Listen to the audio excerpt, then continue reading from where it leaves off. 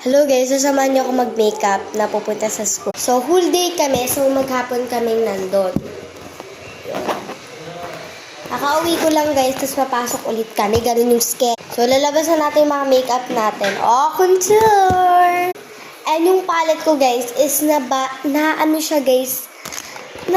nasira. Yung mga palette nun is nasira. So, isa na lang yung nagamit. Siyempre, kahit ganun guys, is sa anin pa natin. Hanggang part 3 lang to guys. Let's go! Yeah! Sabi naman ng iba, yung iba dito hindi contour.